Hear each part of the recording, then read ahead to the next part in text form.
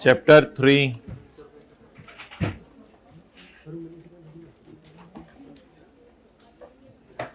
Page 21, ethics for tax payers, tax payers के लिए ethics,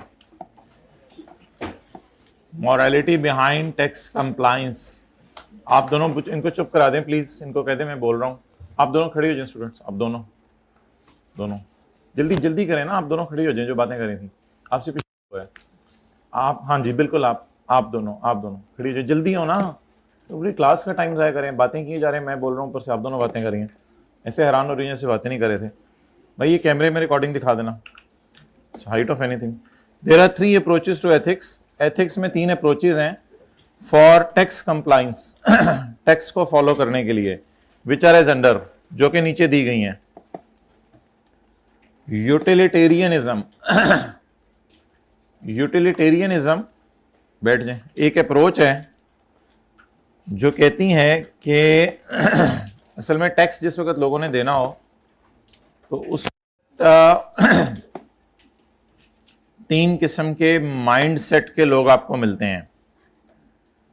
उनका टैक्स देने का क्या माइंडसेट है ये तो अभी हम डिस्कस नहीं करेंगे, अभी वो लोग होते कौन है पहले हम हाइब्रिड में लेट आने पे ये डिस्कस करेंगे। यूटिलिटेरियनिज्म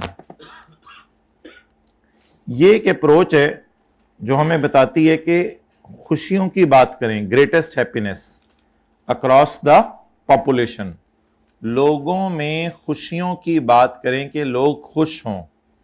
हमने कहा खुशी क्या होती है, हमें भी तो जरा बताओ। कहते खुशी is the satisfaction of our desire, ये अजीब सी डेफिनेशन को इसने दी है, खुशी is the satisfaction of our desires. Okay चलो फिर आगे, अगले कौन लोग हैं? यूटिलिटेरियन किसकी बात करते हैं? खुशियों की। यूटिलिटेरियन किसकी बात करते हैं? खुशियों की। जरा जबान टेरी सी करके बोले यूटिलिटेरियनिज्म। कुछ हुआ तो नहीं? डियोंटोलॉजी, अगली अप्रोच क्या है? डियोंटोलॉजी। डियोंटोलॉजी ये है कि आपके अंदर एथिकल बिहेवियर होना चाहिए, basis ethics on the idea of duty, क्योंकि ये कोई भी काम करना आपकी ड्यूटी है। तो मिसाल के तौर पर घर का काम करना है, दफ्तर का काम करना है, हुकूमत का लॉ ओबे करना है, तो ये ड्यूटी है। अब इसमें हैप्पीनेस ना देखो आ रही है या नहीं आ रही है, बस we base ethics on the idea of duty. Virtue ethics, focus on virtues, खूबियां, वर्चूज, चल जो भी बोलना है आपने, focus on virtues we should have, हमारे पास जो वर्चूज होने चाहिए। A broad conception must be use here, एक ब्रॉड मीनिंग इसका हमने लेना है। Virtue is not only just honesty, ये सिर्फ ऑनेस्टी नहीं है, बट यूजिंग वंस टैलेंट, लेकिन अपनी सलाहियतों को इस्तेमाल करना और जाया होने से बचाना, ये भी एक खूबी है। तो ये ऑनेस्टी तो है, लेकिन अपने टैलेंट को इस्तेमाल करना, ये भी एक अच्छी खूबी है। And leading a fulfilled life is also a virtue, और एक फुलफिल्ड लाइफ गुजारना ये भी एक वर्चू है। ओके ये हेडिंग कोई आ सकती है पेपर में, morality behind the tax compliance, या इन तीनों की डेफिनेशन आ सकती है। कहते हैं ये जो यूटिलिटेरियन अप्रोच के लोग होते हैं ना, इनका इंपॉर्टेंट इकोनॉमिक गोल होता है ये इंश्योर करना कि goods and services are available to everyone.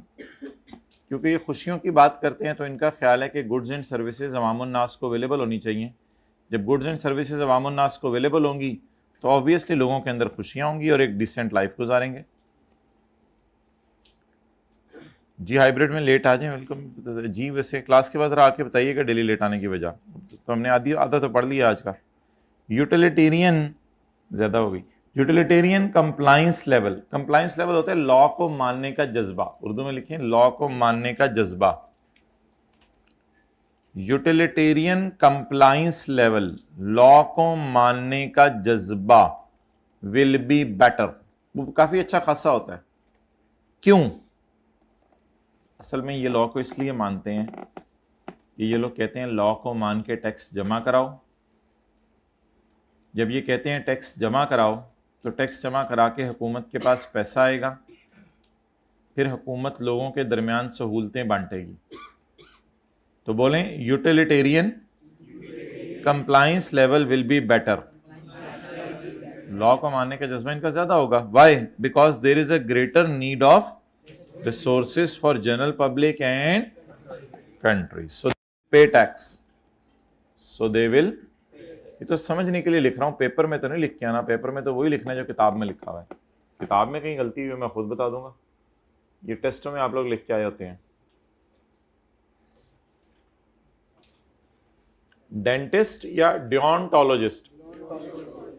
डिओन्टोलॉजिस्ट। डिओन्टोलॉजिस्ट approach duties की बात करती है। There is a duty of individuals to pay for social resources.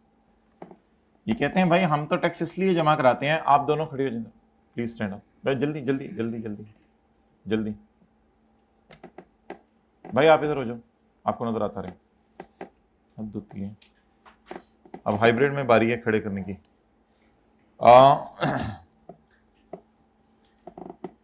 There is a duty of individuals, ये इंडिविजुअल्स की ड्यूटी है to pay for social resources, कि वो social resources के लिए पे करें प्रोवाइडेड बाय गवर्नमेंट। यार इसलिए सड़कें हैं, बिजली इस्तेमाल कर रहे हैं हुकूमत की जो रोड्स के ऊपर लगी हुई हैं, पार्क से इस्तेमाल कर रहे हैं, इसलिए ये लोग भी टैक्स देने को खुशी से तैयार हैं क्योंकि इनकी ड्यूटी है। The one who use a public hospital, the one who use a public road. रोडें हमारे अंकल ने तो नहीं बनाई हुई, रोडें तो रोडें कहते हैं ना आप लोग, रोडें तो हुकूमत ने बनाई हुई हैं, तो शुड पे फॉर इट, इसके लिए हमें पे करना चाहिए। ठीक है, अगर आइंदा पूरे सेशन में आपस में बातें नहीं करनी तो बैठ जाए। सो दिस अप्रोच से सोच के बैठिएगा, very bold decision. So this approach says that, so ये अप्रोच कहती है कि it is obligation of tax payer to pay tax for use of public facility. We are using public facilities therefore. अच्छा, आज आके उनकी सुई अड़ी हुई है हैप्पीनेस पे कि लोगों को रिसोर्सेज दो, इससे हैप्पीनेस आएगी, और इनकी सुई अड़ी हुई है ड्यूटी पे कि हैप्पीनेस आए ना आए, पब्लिक रिसोर्सेज इस्तेमाल कर रहे हैं तो पैसे देने बनते हैं। Virtue ethics says that one should use one's talents to full. इसकी सुई टैलेंट पड़ी हुई है, कहते हैं आप अपने टैलेंट से इस्तेमाल करें, लेकिन कहते हैं एक बात याद रखिएगा, टैलेंट इस्तेमाल करने पे जो इनकम आए उस इनकम पे जो टैक्स रेट रखना वो जरा कम रखना, क्योंकि अगर आपने टैलेंट इस्तेमाल करने पे जो इनकम आई उसका ज्यादा हिस्सा हुकूमत घर ले गई तो टैलेंट इस्तेमाल करने वाला भी सोचेगा कि मैं टैलेंट हुकूमत के लिए शायद इस्तेमाल कर रहा हूं, मेरी जात को फायदा नहीं हो रहा। बातें जरा गौर से समझनी है, आसान आसान है। हाइब्रिड में आखिरी में बातें आपस में हो भी रही हैं कि ये आसान आसान बातें हैं। Financial incentives, financial incentives encourage people to use talents। कोई बंदा अपने टैलेंट करतब इसलिए दिखाता है, बंदर को लाके करतब इसलिए दिखाता है कि उसको पता है उसके पीछे फाइनेंशियल इंसेंटिव है। तो फाइनेंशियल इंसेंटिव्स यानी पैसे, फाइनेंशियल इंसेंटिव पैसे encourage people to use their talents. लेकिन एक बात याद रखना, but very high tax rate reduce those. लेकिन अगर आप लोगों ने टैक्स रेट बढ़ा दिए तो वो इंसेंटिव यानी पैसे जो बचेंगे घर लेके जाने के लिए वो बड़े कम हो जाएंगे। ये कहते हैं जरा ध्यान रखना, टैक्स रेट टैलेंटेड लोगों के लिए कम रखना। अब इसने बात बिल्कुल आगे चेंज कर दी। Another virtue is charity. Charity करना भी एक बहुत अच्छी कहते चीज है, इधर in the form of cash, या कैश की फॉर्म में दे दें या वैसे जाके लोगों की मदद कर दें, किसी के खाने पका दें, किसी को और कोई काम कर दें, किसी का घर बन रहा है वो जाके बनवा दें। तो charity can be in the form of cash और टाइम। कहते हैं इसमें भी यही याद रखना कि टैक्स रेट ज्यादा ना करना, टैक्स रेट कम रखना। क्यों? क्योंकि टैक्स रेट कम रखोगे तो पैसा ज्यादा आएगा, पैसा ज्यादा आएगा तो दिल खुद ही चाहेगा जाके चैरिटी करूं। The more take home cash people have, more take home cash कब होगा? जब टैक्स रेट कम होगा। More take home cash people have, the more charities they can afford and also find the time to perform charity work. Allah का शुक्र है फिर वो चैरिटी करने के लिए टाइम भी निकालेंगे। A third virtue is independence. भाई ये अगर जिंदगी का आप असूल बना लेना तो खुदा के लिए कभी किसी की जेब पे आपकी नज़र नहीं जाएगी और कभी किसी दोस्त से कुछ ज़िंदगी में मांगेंगे नहीं। It is good to live on money. तो इसमें एक इंडिपेंडेंस में सबसे बड़ी चीज़ है कि अपने पैसे पे जिंदा रहने। लोअर टैक्स रेट्स, जब टैक्स रेट आप कम रखेंगे तो टेक होम ज्यादा होगा, टैक्स रेट कम रखेंगे टेक होम ज्यादा होगा, तो इंडिपेंडेंस ज्यादा होगी।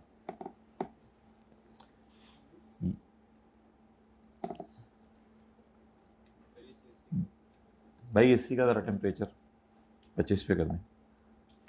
जो लोग यूटिलिटेरियन अप्रोच को फॉलो कर रहे हैं उनका गोल ये है कि गुड्स एंड सर्विसेज लोगों को अवेलेबल हों। यूटिलिटेरियन का लॉ को मानने का जज्बा बहुत ज़्यादा, इधर अटेंटिव रहें।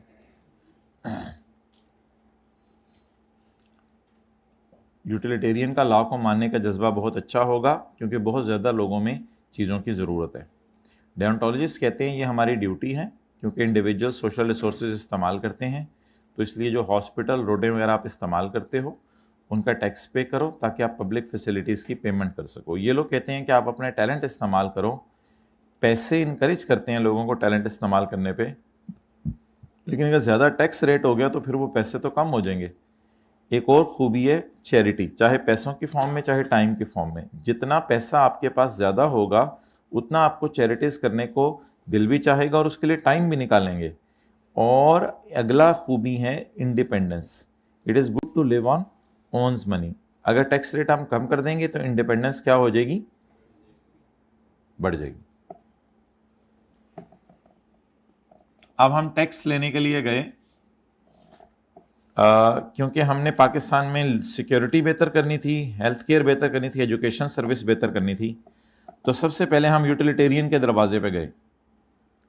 अब जो फ़कीर होता है वो देख लेता है, देखता है बच्चा पढ़ने जा रहा है, किताबें पकड़ के कहता है अल्लाह तेनू पास कराए, तो वो उसके मुताबिक, फिर नया शादीशुदा जोड़ा होता है अल्लाह तेनू नेक औलाद दे, तो इसी तरह जो है वो थोड़ा और बड़ा हो जाता है अल्लाह तेनू हज कराए। वो बंदे को देख के उसके मुताबिक दुआ देता है, ठीक है, बिल्कुल 60-70 साल का हो जाए अल्लाह तेनू जन्नत से ले जाए, तो बिल्कुल उसके नहीं देता। अच्छा, तो बिल्कुल जो है ना बंदे की नेचर और तबीयत सामने रख के वो दुआ देता है। तो जब आप यूटिलिटेरियन के पास जाएंगे और यूटिलिटेरियन से जाके कहेंगे कि मोहतरम आपको सिक्योरिटी की सर्विस, हेल्थ केयर की सर्विस और एजुकेशन की सर्विस देने लगे हैं, तो इनका क्या रिस्पॉन्स होगा? Obviously they will approve tax. कहेंगे हम तो टैक्स देने को तैयार हैं, ठीक है, पहले मोहल्ले से पता चला लीजिएगा ये कौन से फिरके से ताल्लुक रखता है, मोहल्ले वालों से जरा दाएं बाएं वालों से पता चला लीजिएगा ये कौन से फिरके से ताल्लुक रखता है। वो अगर फिरका आपको बता दें तो उससे फिर उसके मुताबिक बात करें। तो he will approve tax because more goods and services are available resulting in happiness among the people। लेकिन अगर आप नीडी और पुअर लोगों के लिए टैक्स इकट्ठा कर रहे हैं कि हुकूमत, पर्पस ऑफ टैक्स कलेक्शन, हुकूमत क्यों लोगों से टैक्स लेती है, ये असल में लिखें, पर्पस ऑफ टैक्स कलेक्शन। हुकूमत वालों आप क्यों आए हो? यार मैं तो गरीबों की मदद करना चाहता हूँ इसलिए आप लोगों से टैक्स ले रहा हूँ, वरना अमीरों मुझे क्या शौक पड़े, आपके पैसे आपकी मर्जी, तो मैं तो आपको तंग नहीं करना चाहता था। So he will approve tax, ये भी get approved because it will lead to equal distribution of wealth and happiness amongst the, so आज आगे तेरी सुई ना उत्थे ही अड़ी है हैप्पीनेस ते। डियोंटोलॉजी, डियोंटोलॉजी वाला भी कुछ कहेगा, पता नहीं आई कि अपनी किताब में क्यों नहीं लिखा हुआ ये। अच्छा, हुकूमत वाले आए टैक्स लेने के लिए, भाई क्यों आए हैं? यार गरीबों की मदद करनी है, obviously I will approve tax because it is our duty to care for poor. ये तो तेरी सुई जाके ड्यूटी ते अड़ी है, तो ठीक है। ये अम्मा जी का बड़ा बेटा था, ये यूटिलिटेरियन फिरके में चला गया था, ये अम्मा जी का दरमियाना बेटा था, ये डियोंटोलॉजिस्ट हो गया था, और ये वर्चू एथिसिस्ट होके मरा। अच्छा जी, वर्चू एथिक्स। वर्चू एथिक्स क्या है?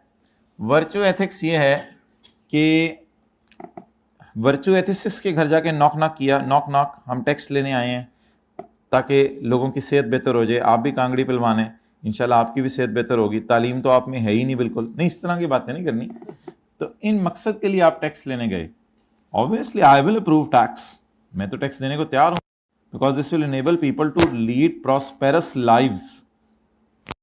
अच्छा, इसकी सुई प्रॉस्पेरस लाइफ पे भी अड़ी थी कहीं, ये यहाँ पे leading a fulfilled life definition में ऊपर लिखा हुआ था।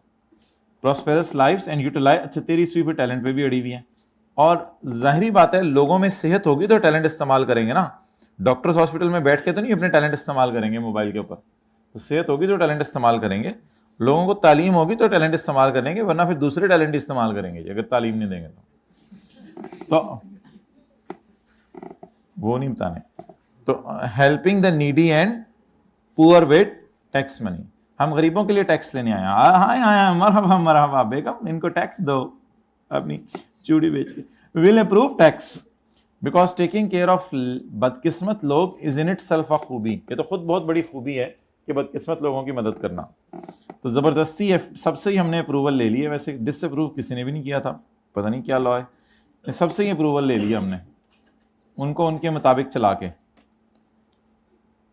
कहता है लेकिन मेरे अंदर की बात सुनो, majority of citizens, morality for citizens to pay taxes justified, taxes देना जस्टिफाइड है क्योंकि स्टेट हुकूमत इस काबिल हो जाती है कि प्रॉपर इंफ्रास्ट्रक्चर दे, सड़कें वगैरह दे, and state is able to provide level playing field to all, और सब में कंपटीशन की सेंस डेवलप हो। तो इसलिए कहता है अल्हम्दुलिल्लाह टैक्स देना चाहिए। अच्छा, अब एक होता है टैक्स लॉ के अंदर रहते हुए बचाना, एक होता है टैक्स लॉ को तोड़ के इवेड करना। तो टैक्स अवॉइडेंस की किसी हद तक इजाजत है, लेकिन टैक्स इवेजन की इजाजत नहीं है। टैक्स इवेजन की इजाजत नहीं है। टैक्स अवॉइडेंस तो हो सकती है।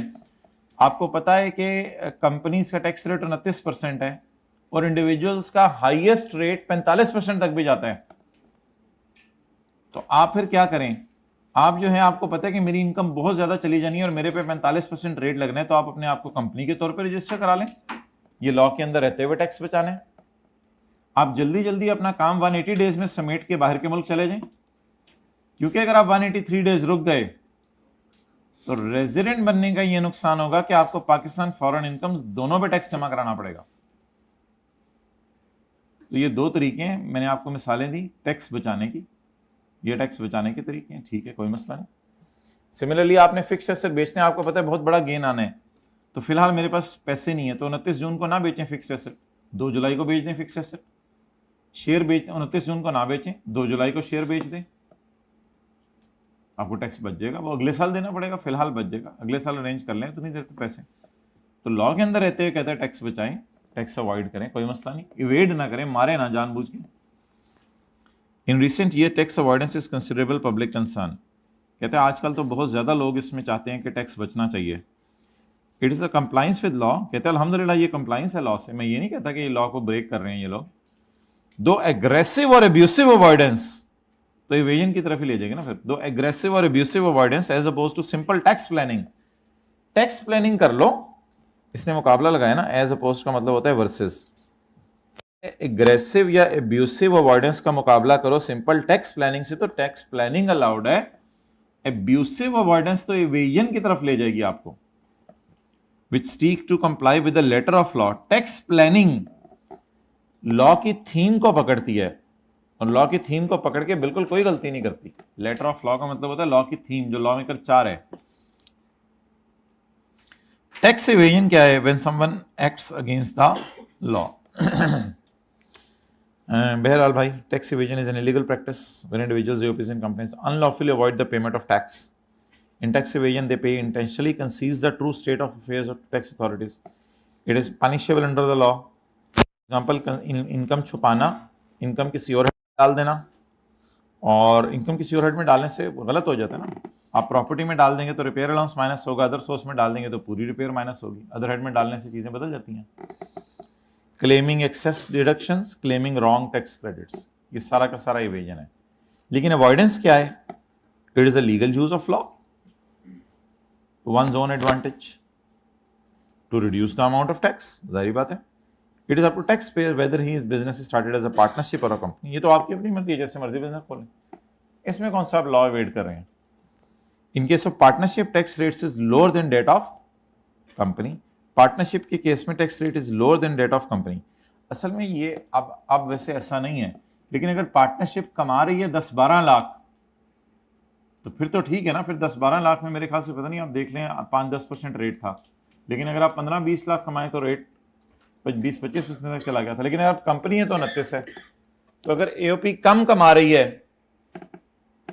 तो फिर शायद एओपी रहना बेहतर है, लेकिन अगर एओपी इतना कमा रही है कि 45% रेट लगना है, फिर एओपी रहना बेहतर नहीं फिर। तो ये कोई पक्की बात नहीं है कि पार्टनरशिप के केस में टैक्स रेट लोअर है, ये मिसाल अब कट जानी चाहिए। अब जो लॉ बन चुका है उसमें टेबल 1 में तो 45% तक रेट है एओपी का, लेकिन अगर एओपी कम कमा रही है तो फिर शायद एओपी रहे। फिर समझ गए होंगे शायद आप बात। अगर एओपी कम कमा रही है तो एओपी रहे, और अगर ज्यादा कमा रही है तो कंपनी बन जाए। Another example is starting business in a tax free zone. Tax free zone कौन से इलाके होते हैं? जहां पे टैक्स जो है वो माफ होता है, जैसे सियालकोट में कुछ इलाके हैं, स्पोर्ट्स की चीजें आप बेचते हैं, और कई इलाके हैं सवाद की कह रहे हैं भाई। टैक्स अवॉइडेंस और टैक्स इवेजन, अब इनमें डिफरेंस क्या? Tax payment is avoided by complying with the law but defeating the intention of law. इसमें आप वैसे लॉ की इंटेंशन डिफीट करते हैं, उसमें से मसले निकाल के ना अपने फायदे के लिए निकल जाते हैं, लेकिन वो पकड़ नहीं सकता आपको। जैसे इशारा है आप सर्विस लेन से निकल जाए, पुलिस वाला देख रहा है, कहते चलो यार क्या है, निकल गया बस, ठीक है। But tax is avoided through illegal means और it is done by taking advantage of loopholes in law. इसमें लॉ की कमियां निकाली जाती हैं और फायदा अपने आप को पहुंचाया जाता है। ठीक है, किसी हद तक इजाजत है, but it is done by employing unfair means. Tax avoidance is not done with a malafide intention but to comply with the, ये कोई नुकसान पहुंचाने के इंटेंशन से नहीं होता। नॉट डन विद नुकसान, नुकसान नहीं पहुंचाना होता, ये बुरी नीयत नहीं होती। मैलिफाइड बुरी नीयत से नहीं होता ये। Tax evasion is an unlawful way of paying lower tax. आसान बातें हैं ना, समझ आ रही हैं? Tax avoidance looks like a tax, ये टैक्स प्लानिंग लगती है मुझे, and it is done before the tax liability arises, और ये पहले से की जाती है, यानी साल शुरू होने से पहले सारी प्लानिंग आप कर लेते हो। इस साल मैंने कैसे कारोबार करना है, इस साल मैंने कहां जाके कारोबार खोलना है, ये पहले की जाती है। लेकिन जो इवेजन है वो साल गुजरने के बाद पता चलता है मेरा प्रॉफिट कितना आया है, अब आप सोचते हैं क्या 2 नंबरियां करूं कि ये प्रॉफिट कम हो जाए। Evasion is a fraud and is normally done, आपके समझने के लिए, and is normally done after the tax liability has arisen. जब टैक्स लायबिलिटी निकल आए फिर आप सोचते हैं अब इससे कैसे बचूं, ये फिर एवेड करना है लॉ को।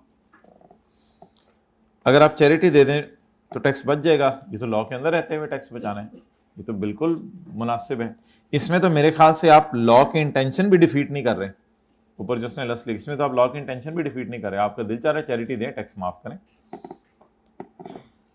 ये पता नहीं आई कि अपने क्यों लफ्ज इस्तेमाल नहीं करना चाहिए था नाम किसी का। बहरहाल, falsifying income tax return, income tax return को गलत बनाना by non disclosing the offshore assets. Offshore assets हमने पढ़े थे सेक्शन 116A में, foreign assets, offshore assets, foreign assets. तो फॉरेन एसेट्स को डिस्क्लोज ना करना कि मेरे फला मुल्क में, लंदन में, जर्मनी में कोई प्रॉपर्टीज ही नहीं है, तो फॉरेन एसेट्स को डिस्क्लोज ना करना, ये भी एक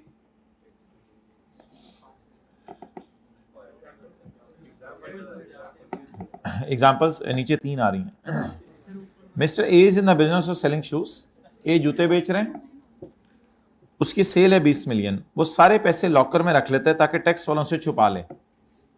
ये क्या बात हुई, ये तो 2 नंबरी है फिर। It is tax evasion and he cannot buy any asset from this money unless he declare this income। असल में अब इस पैसे से अगर वो गाड़ी खरीद लेगा 20 मिलियन की, इस पैसे से वो घर खरीद लेगा, इस पैसे से वो कोई हेलीकॉप्टर खरीद लेगा, तो फिर इस सूरत के अंदर उसको ये बताना पड़ेगा ना ये पैसे कहां से आए।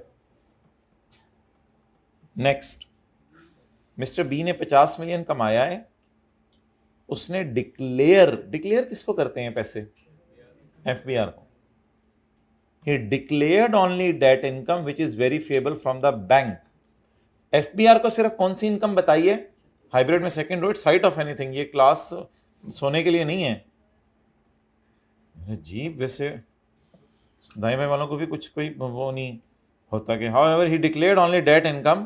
कोई नहीं सो जाए, दाई भाई वाले कह रहे हैं सो जा, खेल फ्यूचर से अपने। however he declared only that income which is verifiable from the bank। 50 कमाया है, बताया सिर्फ वो है जो बैंक में आया है। जो कस्टमर कैश में दे जाते थे वो तो किसी को पता नहीं चलता था, वो तो अल्लाह जाने। तो रिमेनिंग अमाउंट इज हिडन, बाकी अमाउंट इसने छुपा लिया और किसी सेपरेट अकाउंट में डाल दिया है, चौकीदार के अकाउंट में, किसी के अकाउंट में डाल के चुप करके इसने साइड पे लगा दिया। आप बताएं, इट इज प्लानिंग और इवेजन? इवेजन। देख के बताया, देखे बगैर बताया? अल्हम्दुलिल्लाह देखे बगैर बताया। ओके, अंडर स्टेटमेंट, इनकम को कम दिखाना भी एक ऑफेंस है। मिस्टर सी ने 50 मिलियन कमाया है, उसने 37 मिलियन के खर्चे रिकॉर्ड किए हैं लॉ के अंदर रहते हुए ताकि उसकी इनकम कम हो जाए। अवॉइडेंस है विच इज लीगली परमिसेबल।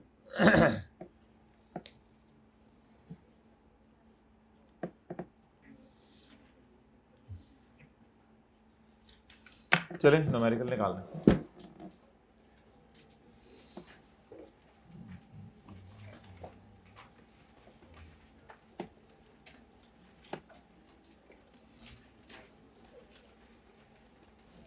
पढ़ लिया था या नहीं पढ़ा था?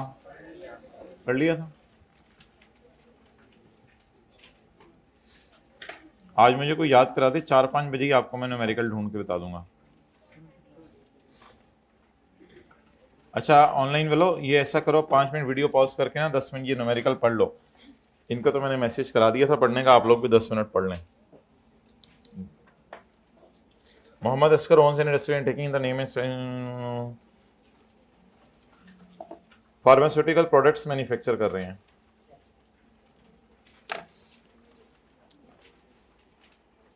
Admin, selling expenses, marketing expenses, other income, profit before tax. 2 4 6 8।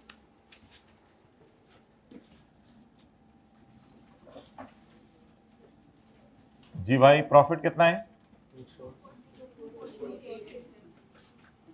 भाई? हाथ खड़े कर दें, पार्ट बी कल अटेंड कर लिया था, जरा हाथ खड़े कर दें सारे। वेल डन, शुक्रिया। किसने आज करना है? इससे तो ना करें ना। टेस्ट की डिस्कशन कितने लोगों ने अटेंड कर ली थी? Well done.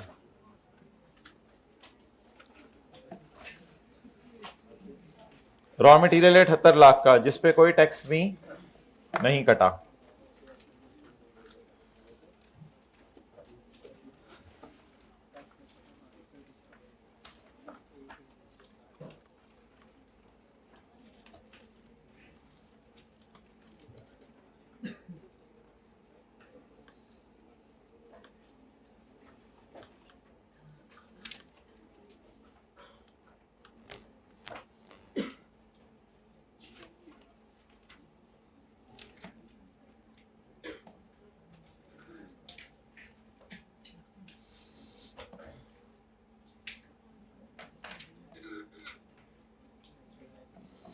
वर्किंग नंबर 2 करेंगे हम।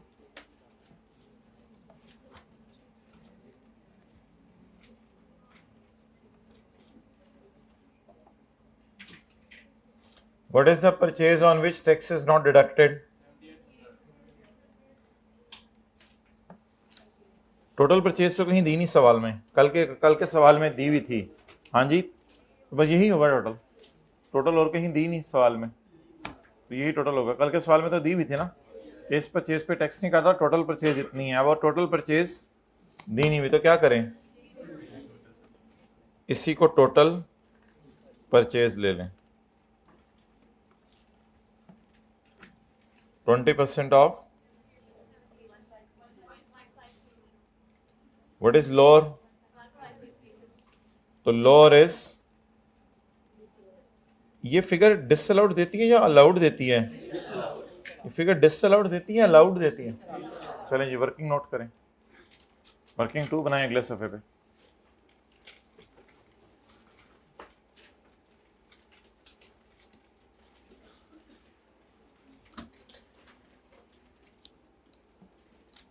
चलें जी आगे।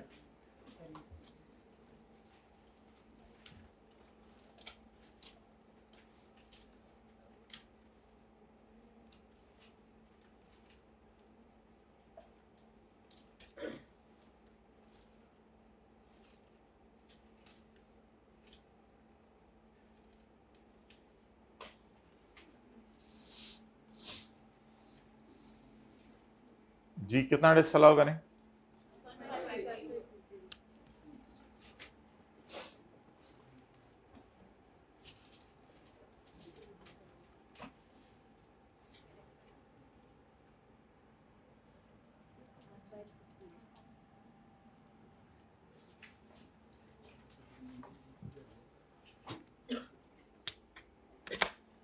हाइब्रिड में नोट नहीं हो रहा है, 1-2 रोज में मैंने देख रहा हूँ। ओके, चलें आगे। Accounting depreciation, provision for slow moving stock, दोनों ऐड कर दें। प्रोविजंस माइनस करने की जरूरत नहीं है। हाँ, कल हमने पढ़ा था एनआरवी लॉस, अगर आपने रिकॉर्ड नहीं किया हो तो वो कर लें जी। कितना?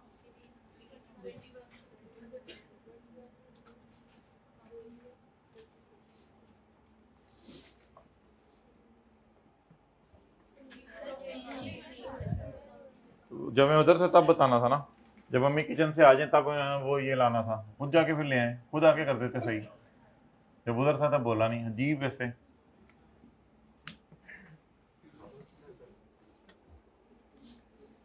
हाइब्रिड वालों का बस नहीं चल रहा था, क्लास की दीवारें तोड़ के निकल के आके बताएं। मुस्कुरा दिया करें, कभी संजीदा चेहरे बना के बैठे होते हैं जैसे मार के भेजा किसी ने, ऐसे नहीं माशाल्लाह अच्छे बच्चे हैं, तो ऐसे ही मैंने कह दिया। हंसते खेलते रहा करें, उछलते कूदते रहा करें कभी क्लास में। एडमिन एक्सपेंसेस में पढ़ाए ईद मिलन पार्टी, हमने पढ़ा था कि फैमिली एंटरटेनमेंट के अंदर एम्प्लॉयज़ को भी बुलाया जा सकता है, लेकिन एम्प्लॉयज़ के साथ अगर उनकी फैमिलीज आ जाएं तो कोई फ़र्क नहीं पड़ता। और कल कलाम को ये कह दे कि फैमिली पे इतना खर्चा हुआ है, तो अब क्या कमिश्नर ये खड़ा होकर ये तो नहीं देखेगा कि एम्प्लॉय ने कितनी बोटियाँ खाई और उसकी बीवी ने कितनी बोटियाँ खाई। तो बीवी टांग खा रही है, एम्प्लॉय गर्दन खा रहा है, ये तो ज़्यादा खर्चा हो गया बीवी पे। तो इस तरह की बातें तो ना करें। रुपीज़ इन 1000 है तो खैर है, बस फैमिलीज़ को भी रगड़ दें एम्प्लॉयज़ के साथ ही, तो इसको तो अलाउड है।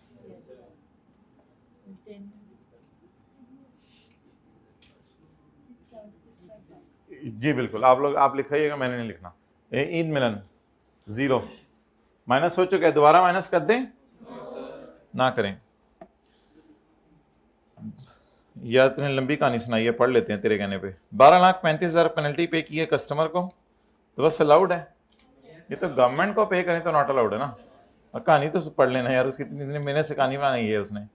फॉर जुर्माना under a contract for sale of vaccine, laboratory test in house हुए हैं, उसकी इन्वेस्टिगेशन में पता चला है कि उसमें बहुत ज़्यादा इंप्योरिटीज़ थी जो एक्सेप्टेबल लेवल से भी ज़्यादा निकल गई थी, इस वजह से जुर्माना देना पड़ा है। ये जुर्माना नॉट अलाउड है या अलाउड है? अलाउड है। डैमेजेस टू कस्टमर माइनस हो चुके हैं, दोबारा माइनस कर दें।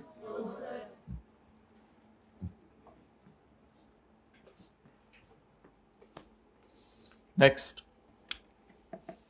23 लाख डोनेशन पे की है। डोनेशन बिजनेस के एडमिन में पड़ी होनी चाहिए या टैक्स क्रेडिट मिलेगा? तो डोनेशन बिजनेस के एडमिन में नहीं पड़ी होनी चाहिए, डोनेशन को ऐड कर दी। ये बिजनेस का खर्चा नहीं है, माइनस हो चुका है, तो क्या करें? लेकिन क्योंकि ये अप्रूव्ड इदारे को है इसलिए इसको रिक्लासिफाई करेंगे। जब न्यूमेरिकल का फेस आएगा उसको रिक्लासिफाई करेंगे, इस पे चैरिटी पे टैक्स माफ करेंगे।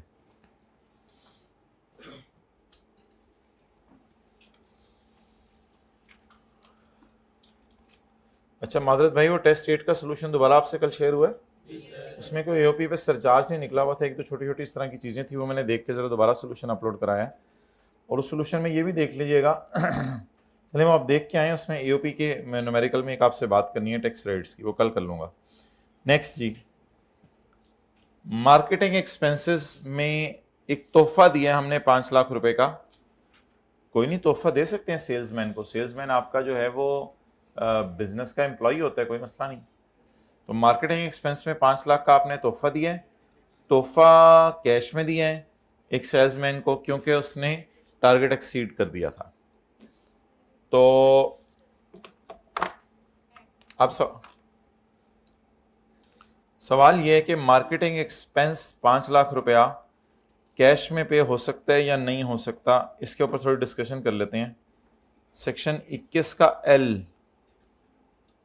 कहता है कि ऐसा टी अकाउंट जिसका साल का टोटल 2.5 लाख से ज़्यादा हो और इंडिविजुअल खर्चा 25,000 से ज़्यादा हो और वो कैश में पे हो जाए तो वो क्या होता है?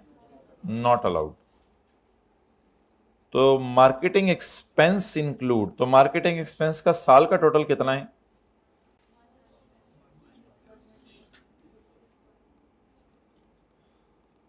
ये जरा तसल्ली से समझना है। 19,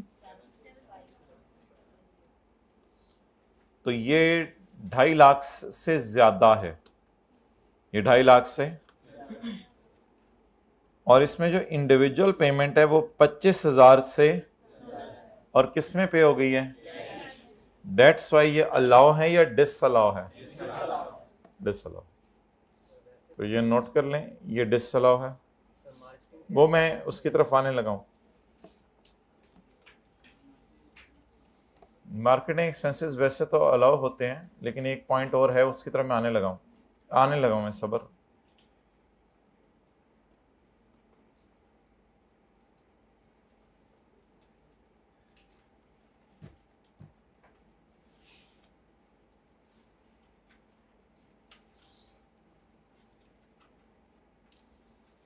सेक्शन 21 का एल कहता है जिस टी अकाउंट का साल का टोटल 2.5 लाख से ज्यादा हो, ये तो बहुत ही ज्यादा है, और इसकी इंडिविजुअल पेमेंट 25,000 से, उस खर्चे को क्या कर दें?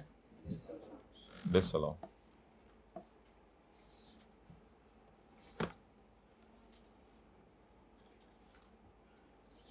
ओके,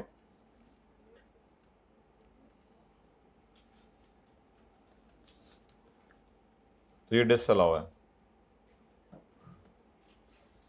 लेकिन एक चीज जरा गौर से देखें आप, वो ये है कि फार्मास्यूटिकल के मार्केटिंग एक्सपेंसेस के लिए एक और रूल भी है।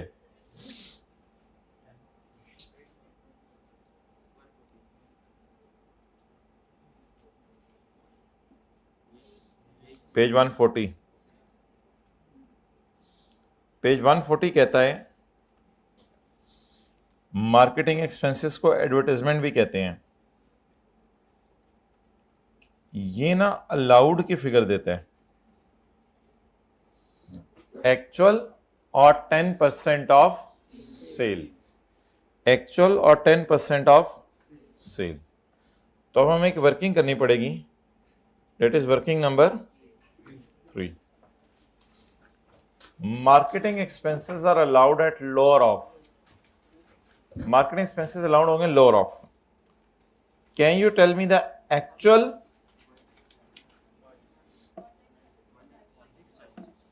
No my dear, 19765 are not actual. Actual का मतलब ये होता है कि जो टैक्स वालों की नजर में एक्चुअल है। एक्चुअल का मतलब ये नहीं होता कि जो आपका खर्चा हुआ है, एक्चुअल का मतलब ये होता है कि जो टैक्स वालों की नजर में एक्चुअल खर्चा है वो तो डेड है, बाकी खर्चा। जैसे गाड़ी आपने खरीदी 80 लाख की, तो अब टैक्स वाले तो उसको 75 लाख कॉस्ट मानेंगे, आप जो मर्जी करते रहे। तो आप लाख चीखते रहे, चिल्लाते रहे, मेरा 19,76,000 का खर्चा है, वो कहेंगे बल्कि 1 करोड़ 97 लाख का खर्चा है। आप लाख चीखते रहे, वो कहेंगे नहीं 5 लाख इसमें आपका खर्चा ही नहीं है। तो प्लीज ये थोड़ा सा जरा ध्यान रखिएगा पेपर में कि एक्चुअल खर्चे यहाँ वो लेने हैं जो कि टैक्स वालों की नजर में एक्चुअल खर्चे हैं, ना कि जो अकाउंटिंग वालों की नजर में एक्चुअल खर्चे हैं। एक्चुअल खर्चे टैक्स वालों की नजर में, ये जरा ध्यान रखिएगा। अगर लिखना हुआ तो बेशक अभी मैं लिखवा रहा हूं, वहीं लिख लीजिएगा। पेज 140 पे क्यों जा रहे हैं, यहीं लिख लीजिएगा, टैक्स वालों की नजर में जो एक्चुअल है। अच्छा, टोटल कितना है वैसे? 19 माइनस 500 जी, 19,265 और 10% ऑफ सेल। सेल बिजनेस के ऊपर पड़ी हुई है 324, ये सेल सेल सेल देख लें सारे सेल, 324,850 जी। What is the answer?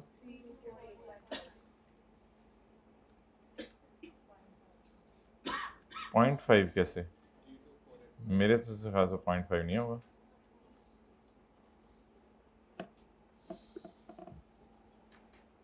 No, what is allowed? 19।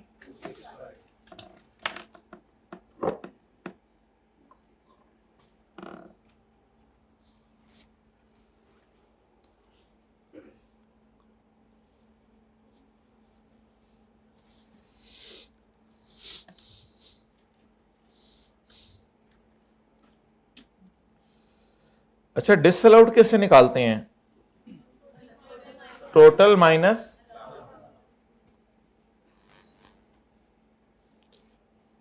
असल में जब प्रॉफिट से चल रहे होते हैं ना, तो रूल ये होता है कि डिसअलाउड को ऐड बैक करना है।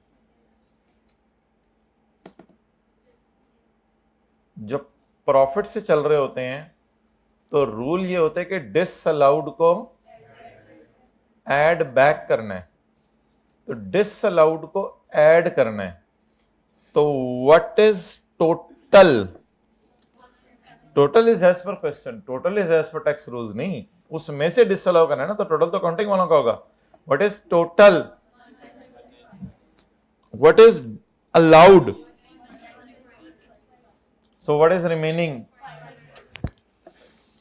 तो परचेज, अल्लाह का शुक्र है, ऑलरेडी डिसअलाउड वर्किंग में निकल आई थी, लेकिन वर्किंग 3 का ये डिलेमा है कि ये मार्केटिंग एक्सपेंसेस मुझे कौन से दे रहे हैं अनलकीली? अलाउड। तो मैं ऐसा करता हूं, टोटल पकड़ता हूं सवाल से और माइनस कर देता हूं अलाउड, क्योंकि मुझे कौन से चाहिए? डिसअलाउड। और अलाउड मैंने निकालने हैं वर्किंग 3 में, और टोटल क्वेश्चन में गिवन है।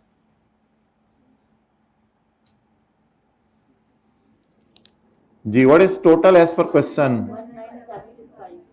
What is allowed as per working 3? आ जाके वही 500 ऐड हुए, लेकिन अगर वो 10% ऑफ सेल काफी लोअर होती तो कुछ और होना था फिर इधर। वो 10% ऑफ सेल अगर बहुत कम होती तो फिर कहानी बदल जानी थी। अभी तो 10% ऑफ सेल काफी ज्यादा बड़ी फिगर थी।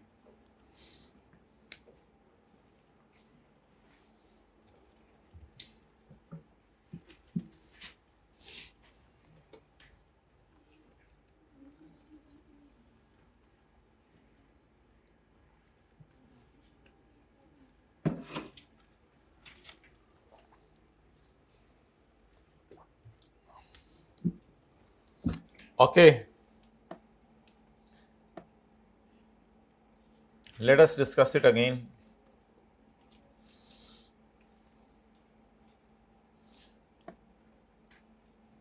अगर किसी टी अकाउंट का साल का टोटल 2.5 लाख से ज्यादा हो और इंडिविजुअल पेमेंट 25,000 से ज्यादा हो तो वो डिसअलाउ हो जाती है।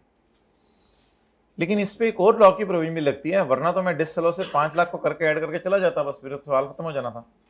लेकिन ये मार्केटिंग एक्सपेंस है और ऊपर कंपनी कौन सी है, यहां से मिला के पता चला। ये प्रोविजन उन लोगों के लिए है, any expenditure in respect of sale promotion exceeding 10% of sale paid by pharmaceutical traders, नहीं सिर्फ फार्मास्यूटिकल। अब करना क्या है माय डियर पेपर में करना ये है कि हमने असल में ये वाला फॉर्मूला लगाना है, advertisement allowed is lower of. अब actual advertisement is not 19765, actual advertisement हमेशा यहां कौन सी लेनी है? टैक्स वालों की नजर में what is actual advertisement? Because इसके जेन्युइन चेक से पेमेंट्स हुई हैं, बाकी तो कैश से पेमेंट हुई है। ये एक्चुअल है, ये 10% ऑफ सेल, और अगर ये 10% ऑफ सेल 32,000 की बजाय 15,000 आ जाता तो फिर लोअर 19,000 होता या 15,000 होता? फिर 15,000 वहां लेके जाते। लेकिन फिलहाल वो अच्छी खासी हाई फिगर है, तो इसलिए बस what is total input, what is total 19765, what is allowed? लेकिन इस फॉर्मेट में मुझे चाहिए क्या होता है जब प्रॉफिट से चलो तो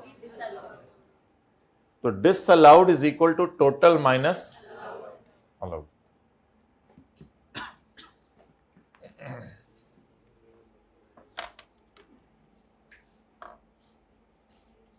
अदर इनकम में डिविडेंड पढ़े, पहले इसको निकालें, बाकी बाद में पढ़ते हैं।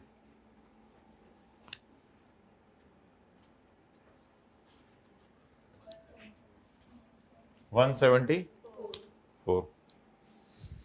इसको रिक्लासिफाई भी करना है।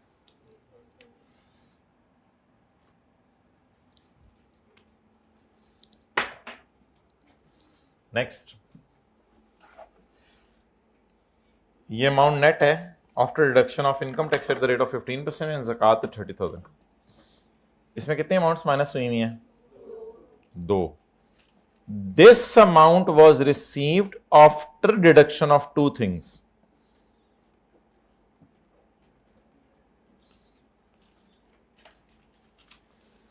Net dividend is equal to gross minus 15% of tax on gross minus zakat. What is net dividend?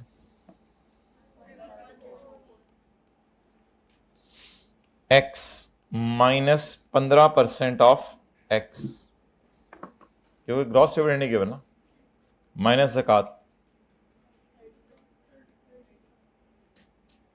So what is X? What is this?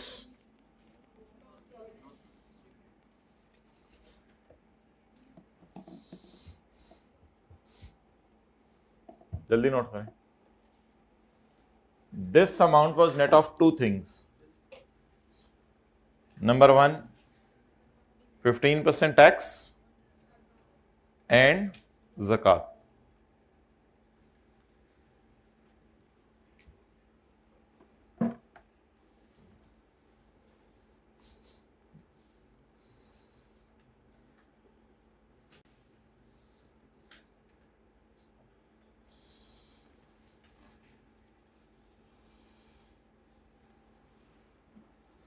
Okay, फिलहाल तो अब इसको देखेंगे, फेस पे लेके जाएंगे जब लेके जाना होगा, फिलहाल छोड़े।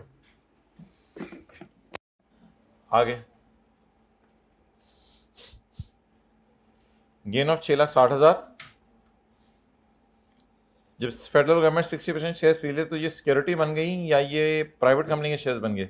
सिक्योरिटी बन गई। बहरहाल आगे पढ़ने से पहले गेन को थोड़ा टालें जी। गेन कितना है शेयर्स पे? ऐड हुआ है ना, तो लेस कर दें, लेकिन एंड पे इसको रिक्लासिफाई भी करना है।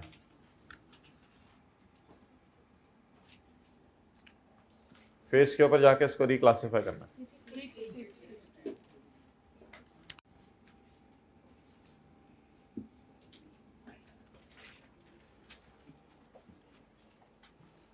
जब आपने 660 दोबारा बोलना है, टीचर ने गलत लिख दिया तो वॉल्यूम और पिच सेम रखनी है, पुरानी वाली 10 दफा भी बोलना पड़े।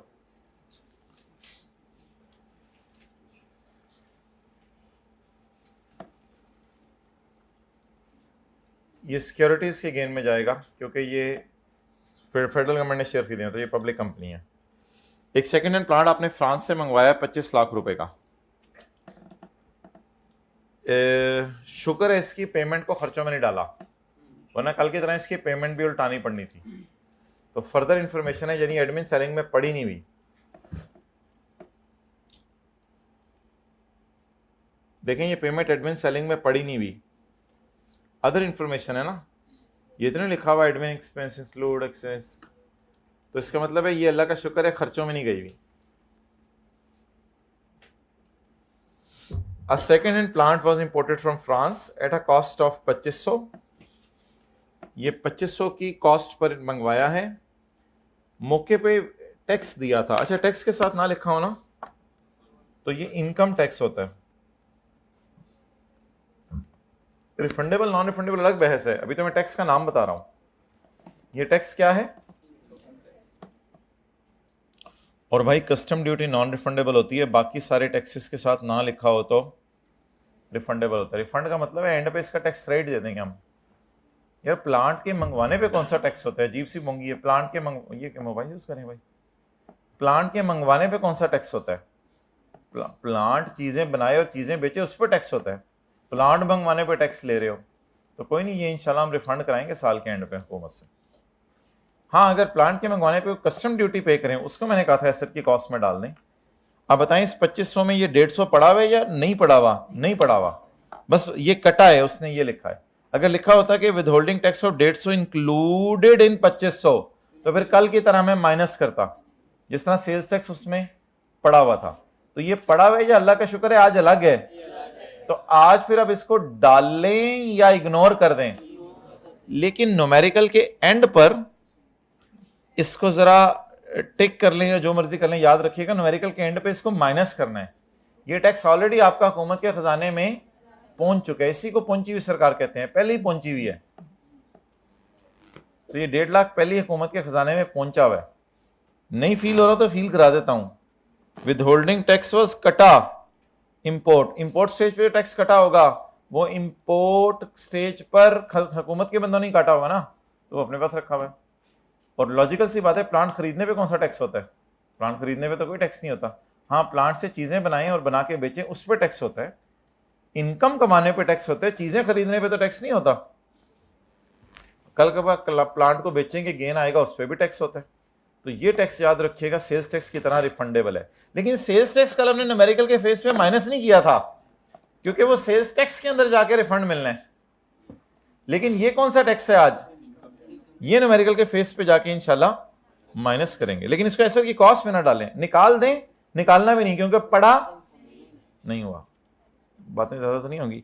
मेरा पहला सवाल, 2500 में 150 ऐड करूं? क्यों नहीं ऐड करना? रिफंडेबल है। फिर 150 का क्या करूं? न्यूमेरिकल के फेस पे एंड पे माइनस कर दें। Plant was installed in the month of September 2001। Plant से बहर उससे कोई फर्क नहीं पड़ता, सितंबर में इंस्टॉल हुआ है, डेप्रिसिएशन पूरे साल की होगी। ये लाइन ऐसी थी, कोई फायदा नहीं इसका।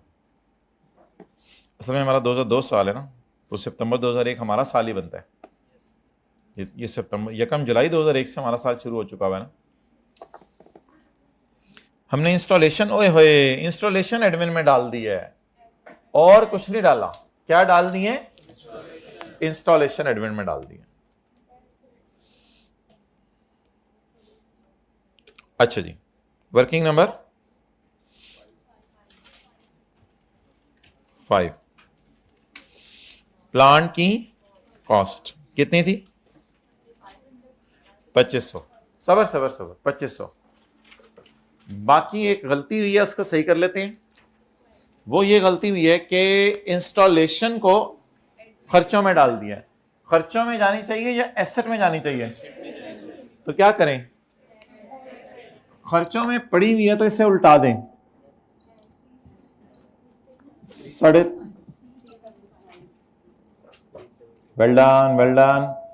375। इसको, ये उसी तरह की बात है जिस तरह नहीं होती थी पेमेंट खर्चों में डाल दी है।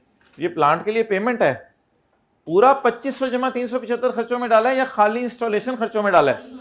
अब इसको कहां लेके जाएं? उल्टा तो दिया, ऐसे की कॉस्ट में डाल दी। इसकी रेक्टिफाइंग एंट्री क्या बनेगी? खर्चा क्रेडिट और प्लांट डेबिट। खर्चा क्रेडिट होने से प्रॉफिट बढ़ जाते हैं, खर्चे कम होने से प्रॉफिट बढ़ जाते हैं ना। तो इसकी रेक्टिफाइंग एंट्री क्या बनेगी? खर्चा कम, खर्चे कम होने से प्रॉफिट बढ़ जाएंगे। खर्चा कम, खर्चा क्रेडिट और plant debit. What is the cost? 2875। बस इसके ऊपर आगे डेप्रिसिएशन वगैरह वही निकाल लेते हैं जो निकालनी है, क्योंकि नीचे अगली से अगली एडजस्टमेंट में देखें वो कहते हैं प्लांट की डेप्रिसिएशन मैंने नहीं दी, वो खुद निकाल लेना। अगली से अगली एडजस्टमेंट में जरा नजर मारें, वो कहते हैं प्लांट की टैक्सेशन मैंने नहीं दी, वो जरा खुद ही निकाल लेना। नहीं नजर आ रहा, दिखाऊं? अगली से अगली एडजस्टमेंट में देखें वो कह रहे हैं प्लांट की टैक्सेशन मैंने नहीं निकाली, वो खुद निकाल लेना। कटें जी जी वही है, देखते लो पान लगा थले। It's height of anything. You people have real trust issues. 2875 working number 5 से आया उसे इल्हाम तो नहीं आता कहां से आया? 2875 into 25%। सेकेंड हैंड है तो बाहर से मंगवाया होगा, इसलिए ये बोल रहे हैं। पुत्र कीड़े पिंडू आए हैं तू। सेकेंड हैंड अगर पाकिस्तान से खरीदें तो है ये पाकिस्तान से खरीदे या बाहर के मुल्क से? बाहर के मुल्क से। अच्छा, कल की क्लास का सवाल होगा question 20। Okay, question number 20 Tahir वाला।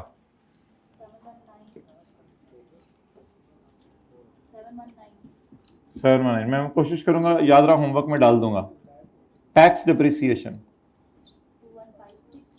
2875 माइनस 719, बिल्डिंग के लिए 10, कंप्यूटर के लिए 30, बाकी सब के लिए 323।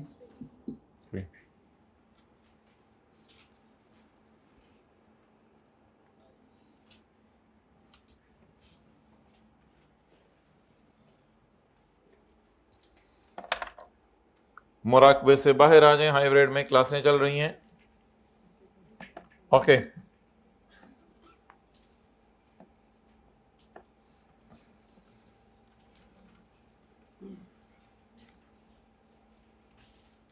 प्री कमेंसमेंट एक्सपेंडिचर 34 लाख रुपए का हुआ है।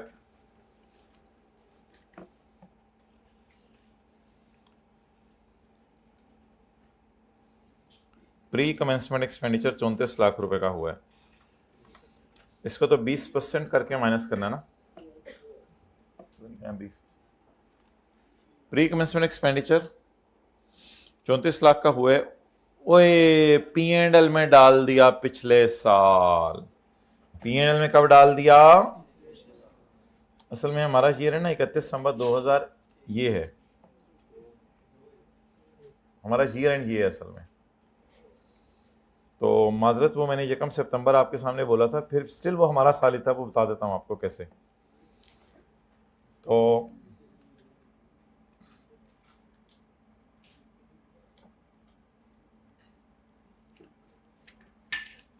यकम जनवरी 2001 हमारा ईयर एंड ये है। लेकिन माय डियर, इसको डिनोट 20x2 से करेंगे। इसको डिनोट 20x2 से करेंगे। अगर आपको भूल रहे तो YouTube पे लेक्चर 1 और लेक्चर 2 जाके अटेंड कर लें दोबारा। पहली 2 क्लासों में मसला है कोई आपकी, तो लेक्चर 1 और 2 जब आप अटेंड करेंगे तो मैंने ये कहा था कि जब कभी स्पेशल ईयर एंड हो तो इसको डिनोट 2001 से नहीं करते, ये देखते हैं उसके बाद कौन सा 30 आ रहा है। तो इसके बाद कौन सा 30 आ रहा है? 30/2002। तो इसको डिनोट किससे करेंगे? 2002। तो वो जो पहले 2 लेक्चर की कमी यहाँ महसूस हो रही है, अगर किसी में है। अल्हम्दुलिल्लाह अगर आपके विटामिन पूरे हैं तो ठीक है। और फिर पिछला साल कौन सा होगा? 1 जनवरी 2000 को शुरू हुआ होगा और 31 दिसंबर 2000 को 2000 खत्म हुआ होगा। 2001 नहीं बोलना था, ये डेट मैं बोल दूं आपको। ये डेट क्या है और ये डेट क्या है? समझ आ गई? अच्छा, इसको कैसे डिनोट किया होगा? इसको 1 जनवरी 2000 शुरू हुआ और 31 दिसंबर 2000 खत्म हुआ। 2001 का साल। ये तो मैंने डेट्स डाली है ना।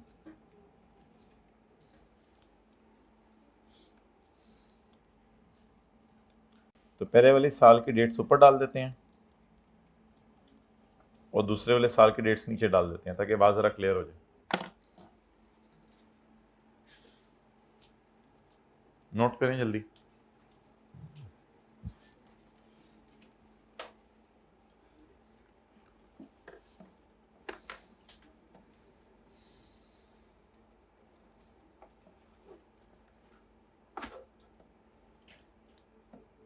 चलें जी।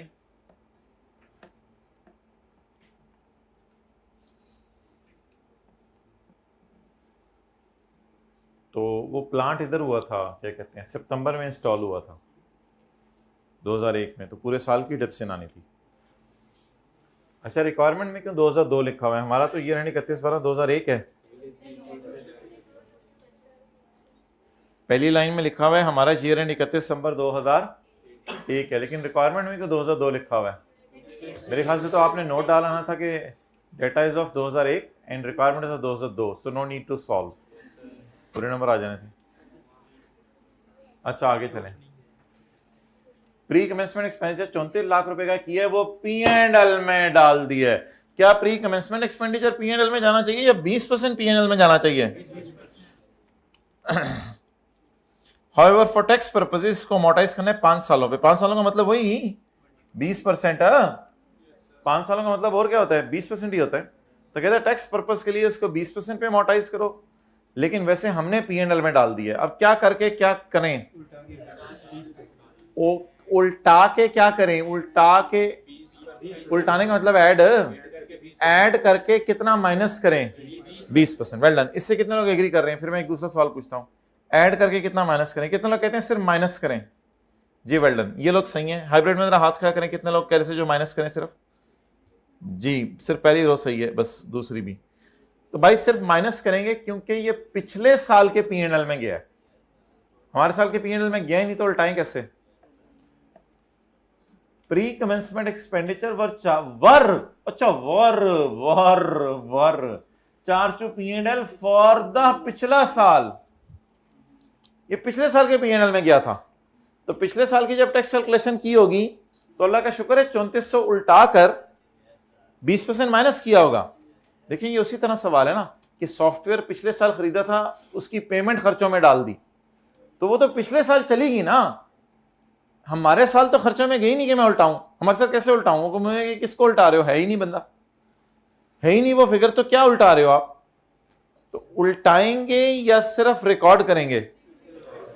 अब हुआ ये होगा कि इस साल के न्यूमेरिकल में ऐड भी होगा 3400 और माइनस होगा उसका 20%, लेकिन इस साल सिर्फ 20% माइनस होगा, इस साल सिर्फ 20% माइनस होगा, इस साल सिर्फ। तो बताएं हमारे साल के P&L में गया या पिछले साल के? तो उल्टाएं या सिर्फ रिकॉर्ड करें?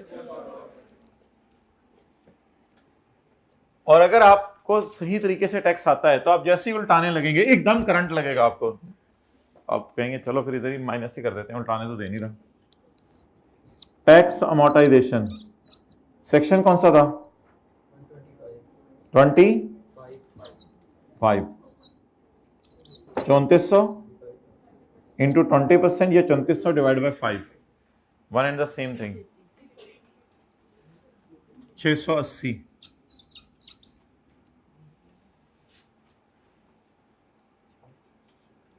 ओके गुड्डू,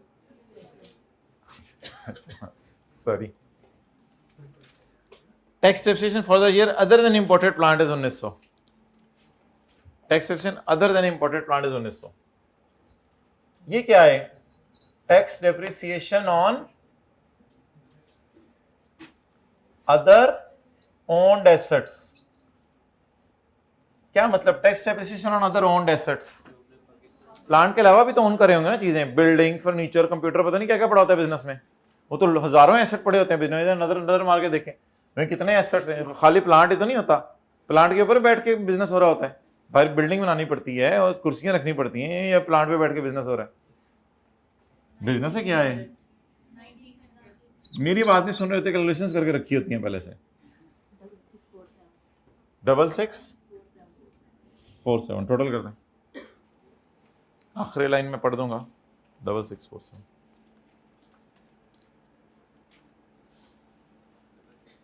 जी 6647 बहुत आते रहेंगे, थोड़ी थोड़ी देर तक नतायज आते रहेंगे। जी 6647 जी और जी बिल्कुल 66 और जी, और कुछ और हो जाए कुछ? जी 6647 जी, और जी 6647।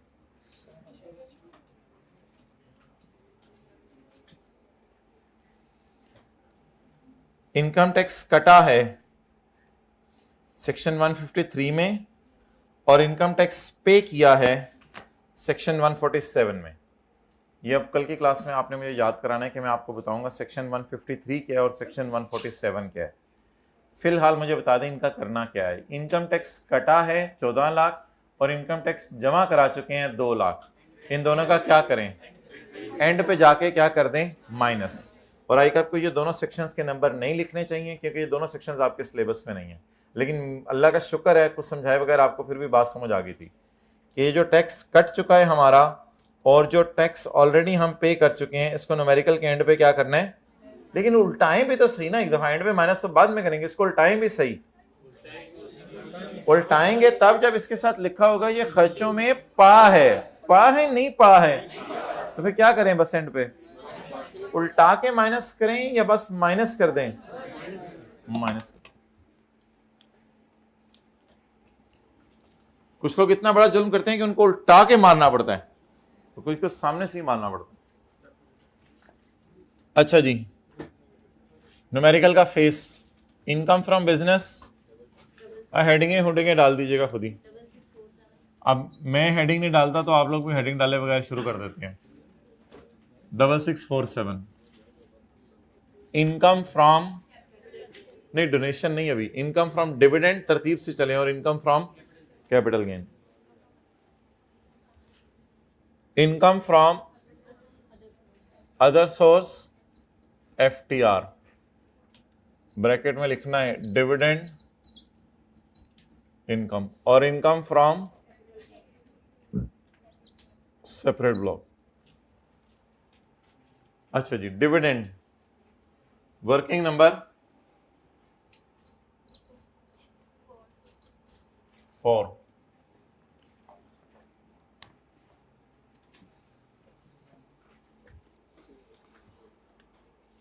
जी भाई कितना है डिविडेंड?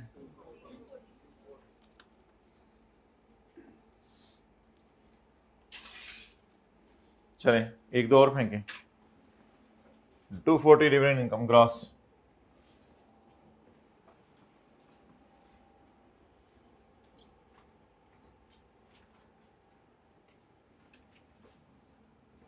सेपरेट ब्लॉक इनकम 660,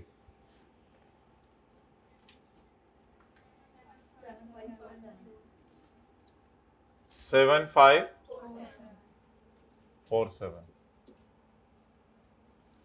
कोई इनकम ऐसी जिस पे अलग रेट लगना हो, FTR और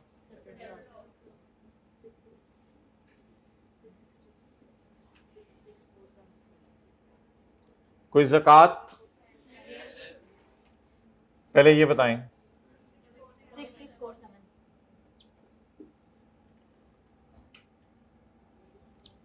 कभी आप असर के घर के बाहर से गुजरे हो तो आवाज आ रही हो education expenses of children,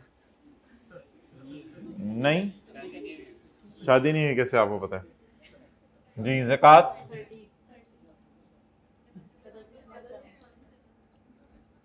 6617।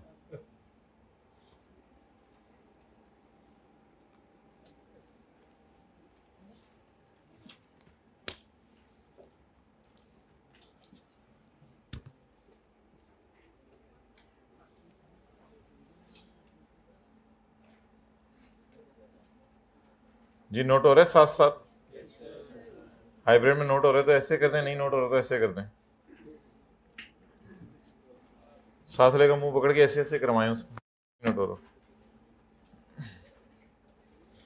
Okay, यहां पे खड़े होके बैठ जाने, और बैठ के फिर खड़े होने, और फिर खड़े होके बैठ के बैठे रहने, और फिर खड़े होके चैप्टर 19 की तरफ आने, और न्यूमेरिकल का फॉर्मेट देखने।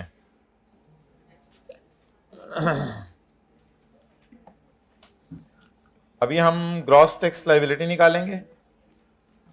सरचार्ज तो नहीं है क्योंकि 6 मिलियन है, 10 मिलियन से ज़्यादा नहीं है, सरचार्ज नहीं है। फिर हम फॉरेन टैक्स रेट नहीं देंगे, चैरिटी का टैक्स रेट देंगे। फिर हम टैक्स ऑन सिक्योरिटीज ऐड करेंगे, फिर हम टैक्स ऑन डिविडेंड ऐड करेंगे, फिर टोटल टैक्स आ जाएगा। फिर हम tax deducted on dividend minus करेंगे, और एडवांस टैक्सेस जो आपके पे हुए हैं, डिडक्ट हुए हैं, वो माइनस करेंगे। ये सारे काम अभी हमने करने हैं। चलें जी, ग्रॉस टैक्स चैप्टर 4 में जाके निकलवाएं। 16100000, ये इस तरह समझ नहीं आएगा मुझे बिल्कुल भी।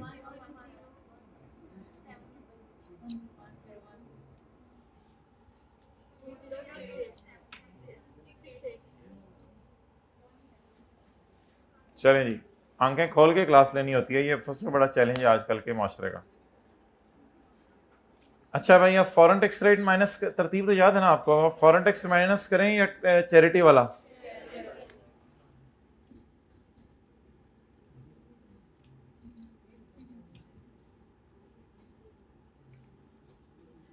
ए over B into A over B into C is lower of, donation कितनी है? 2300।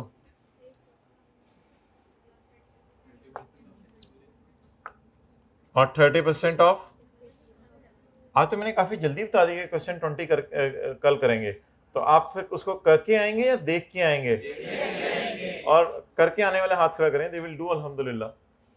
बस अब खत्म करें चीजों को, डिस्कस कर लेंगे, बस उस पूरा न्यूमेरिकल नहीं सॉल्व कराना जी। 30% ऑफ, लेकिन इस सवाल को पहले करना है, फिर टाइम बचे तो उसे कीजिएगा, टाइम भी बचाने की कोशिश कर। 2.5 घंटे देंगे तो इंशाल्लाह सारी चीजें हो जाएंगी मैनेज। 1985, 2.5 घंटे में तीनों सब्जेक्ट को दे दूं, बड़ी बात है 2.5 घंटे। अगर अभी भी आप नहीं कर रहे तो it's up to you no, फिर कंपनी जिम्मेदार नहीं है। कंपनी तो 2.5 घंटे पढ़ने वाले की जिम्मेदारी नहीं ले रही, तो कंपनी ने आपकी जिम्मेदारी कहां से लेनी है? 620।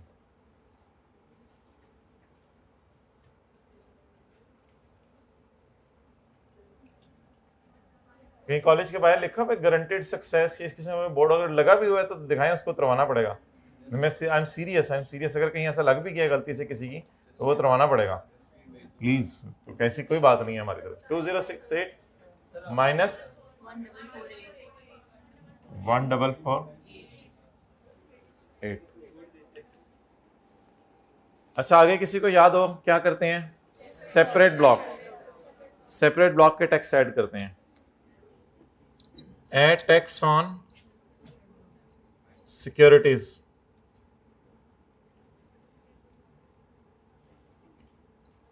सिक्योरिटी की इनकम कितनी है? 660।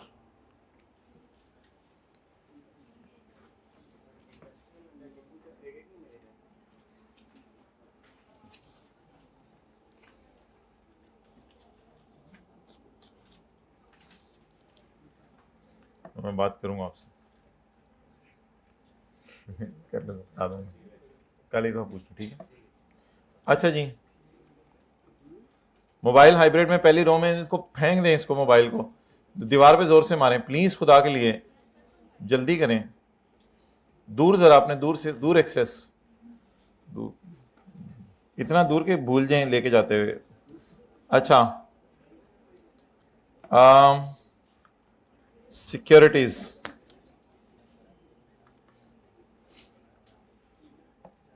Chapter number 10। स्काई ब्लू वाली खरीदी हुई है, येलो वाली हैं या ग्रीन वाली हैं? जून 2000 में खरीदी हैं, जून 2000 में, तो जून 2000।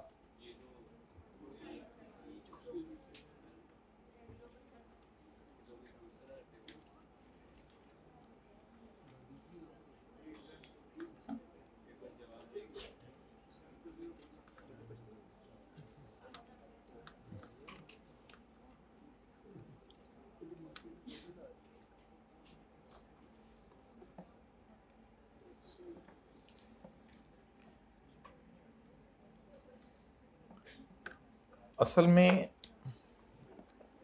असूली तौर पे ना इसको जो लेटेस्ट साल चल रहे हैं वो लेना चाहिए एक्स को। अब आप कहेंगे मैं इसको 2000 को इस तरह लूं तो ये मुनासिब नहीं है। असल में देखें 2021 में ये सवाल आया, तो एक्स इज साइलेंट, तो व्हाट आई सजेस्ट मोबाइल इस्तेमाल करते हुए इनमें ये आपने ध्यान रखना है कि इसको यही वाली फिगर डालिएगा, एक्स या वाई कभी आ रहा हुआ तो इसको यही एज्यूम कीजिएगा, ये लेटेस्ट साल जो चल रहे हैं ये है। वैसे आई कैप को ऐसा करना नहीं चाहिए, साल लिखना चाहिए जब कभी सिक्योरिटीज का सवाल आए, क्योंकि ऐसे कंफ्यूजन क्रिएट होती है। तो बहरहाल लेटेस्ट साल लिख लेना बेहतर है, जून 2020। 30 ना लिख दीजिएगा, वो ज़्यादा हो जाएगी, फिर 2030 में पहुंच गए हम। लेकिन 2000 भी ना लिख दीजिएगा, वो बहुत पुराना हो जाएगा। 2010 भी ना लिखिएगा, वो भी ज़रा पुराना हो जाएगा। तो 2020 लिख दीजिएगा ताकि लेटेस्ट लगे।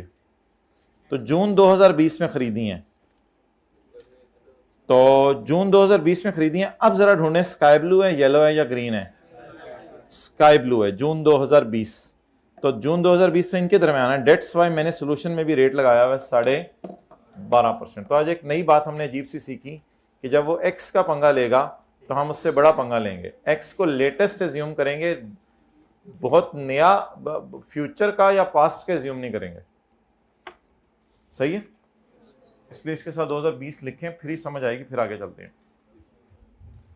अब बताएं 12.5 या 12.5? 12.5। 12.5 बज गए, पता नहीं कितों 12 बजणगे। हो गया, बताने से पहले ही हो गया था, अल्हम्दुलिल्लाह। आप लोगों ने से 82.5 भेजा, मुझे 83 मिल गया।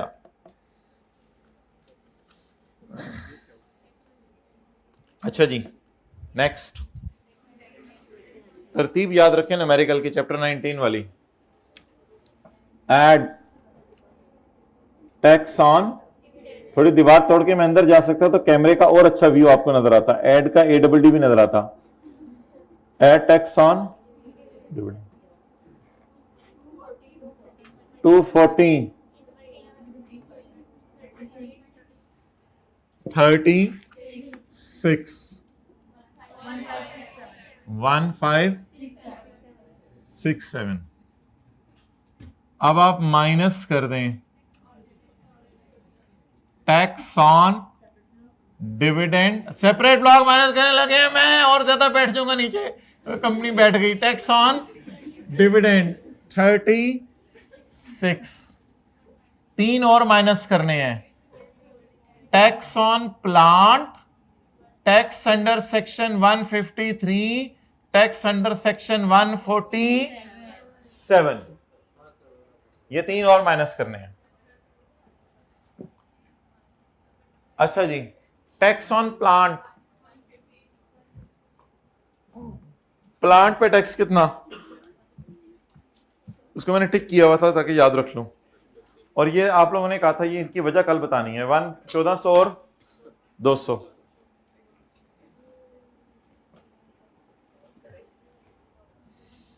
प्लांट का कितना था?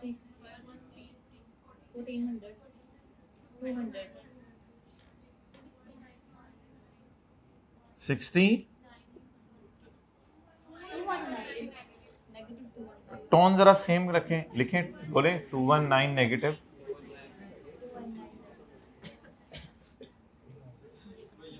छिहत्तरवां दिन है आज, अभी तक टोन नॉर्मलाइज नहीं हो सकी आप लोगों की।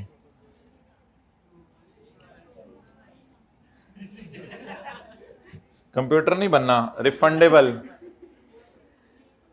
रिफंडेबल टू गवर्नमेंट, हुकूमत को जाके दें 219। Refundable by government, by government, ठीक है,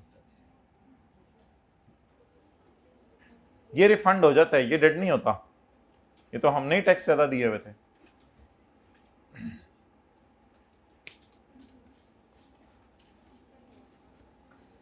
लगता है पहले सफे से क्रॉस कर गया था आपका सॉल्यूशन, पहले सफा बेकाबू हो गया था।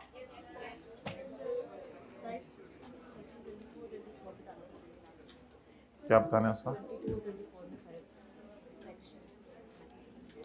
22 तो डेप्रिसिएशन क्या है, 24 इंटेंजिबल। अच्छा नहीं, वो अभी रहने दें, फिलहाल रहने दें जी। हाँ जी, कर सकते हैं, हाँ हाँ, लेकिन डिसअलाउड को बस ऐड कर दो। ओके, चैप्टर 3 निकाले माय डियर। चैप्टर 3 कड्डो वापस किताबां, जिन्हां ने अंदर पा लिया किताबां कड लो।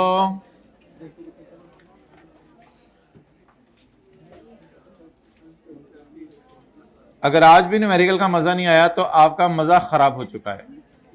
ये आपकी जबान का मसला है, इसमें हमारा कंपनी का मसला कोई नहीं है। Okay, page number 22, page number 22। Utilitarianism focuses on maximise. अब बस कर दे यार, इतनी भी क्या खुशी करनी है तूने, कहां लेके जानी है। Utilitarianism focuses on maximising overall happiness. Utilitarian हर वक्त क्या बातें कर रहा होता है, मैक्सिमम। यार ये दो चादरें आज क्लास के अंदर आई हुई है और ये टेंशन डाली हुई है, थोड़ी थोड़ी देर बाद इनको जो है। अच्छा, यूटिलिटेरियन निज्म ये पूरा इज्म बन चुका हुआ है। Utilitarianism focuses on maximising actions are deemed moral. हरकतें सही समझी जाती हैं if they lead to most happy. हरकतें सही समझी जाती हैं, इसके फिर तो गुदगुदी भी सही है। हरकत नहीं, अगला डिस्टर्ब भी होता है, sorry. Actions are deemed moral, actions को सही समझा जाता है if they lead to happiness for the greatest number of people. गुदगुदा सब, for the greatest number of people. And immoral if they have, यार पाल है या लाल है, इनकी चादर ने टेंशन पाई है।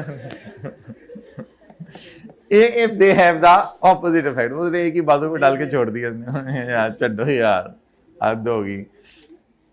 अच्छा जी, नेक्स्ट।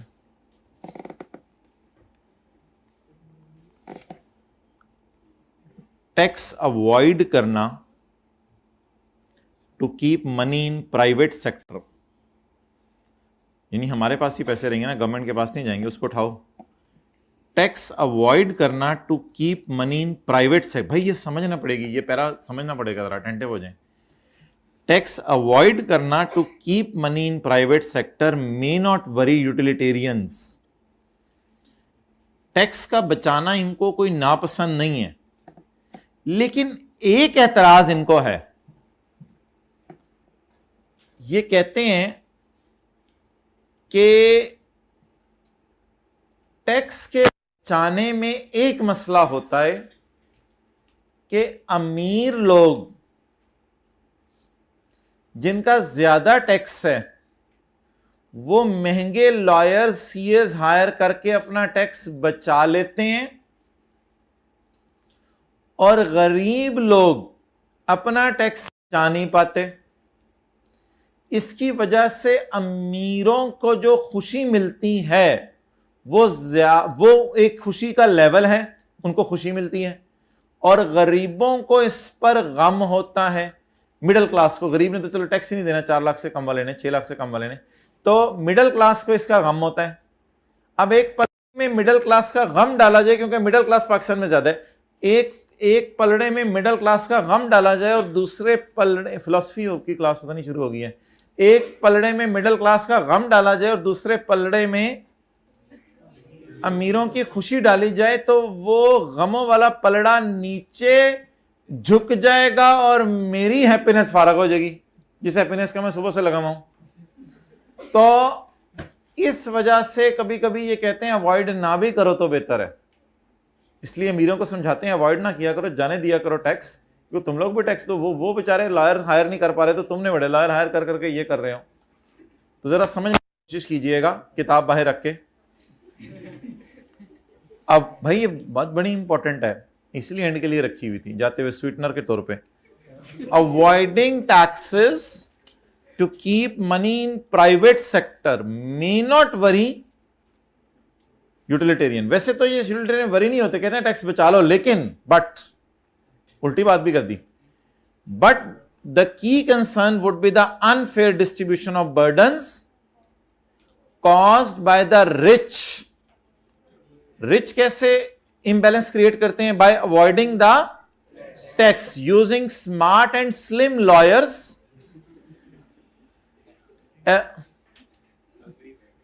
मोटू लायर्स नहीं, using smart and slim smart and slim lawyers, decreasing happiness among those with the lower income group के आगे एक प्लस लिख लें, because they cannot hire smart lawyers, because they cannot hire smart lawyers. उनके पास तो non smart ही बचेंगे ना फिर, because they cannot hire smart lawyers.